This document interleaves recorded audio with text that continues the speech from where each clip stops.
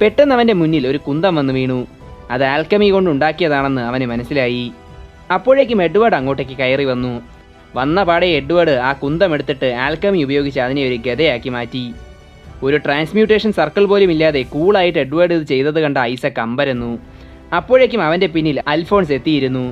Brothers രണ്ടും കൂടി അവനെ ഫൈറ്റ് ചെയ്ത് കീഴ്പ്പെടുത്താൻ ശ്രമിച്ചു. അപ്പോൾ പെട്ടെന്ന് ഐസക് എഡ്വേർഡിൻ്റെ വലങ്കയിൽ പിടിച്ച് ആൽക്കമി അറ്റാക്ക് ചെയ്തു. പക്ഷേ എഡ്വേർഡിന് ഒന്നും തന്നെ പറ്റിയില്ല. ദേഷ്യത്തോടെ അവൻ തൻ്റെ ജാക്കറ്റ് ഉരിമാറ്റി. അവൻ്റെ ഇരുമ്പ് കൈ കണ്ട ഐസക് ഞെട്ടി. അപ്പോഴാണ് തൻ്റെ മുന്നിൽ നിൽക്കുന്നത് ഫേമസ് ആയ ഫുൾ മെറ്റൽ ആൽക്കമിസ്റ്റ് ആണെന്ന് അയാൾക്ക് മനസ്സിലായത്.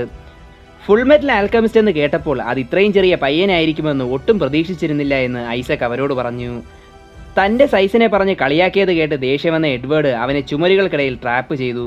എന്നിട്ട് അവൻ ആൽക്കമി യൂസ് ചെയ്ത് ഐസക്കിനെ ഇടിച്ച് തെറിപ്പിച്ചു. അധികം വൈകാതെ ഗാർഡ്സ് എത്തി ഐസക്കിനെ പിടിച്ചുകെട്ടി കൊണ്ടുപോയി.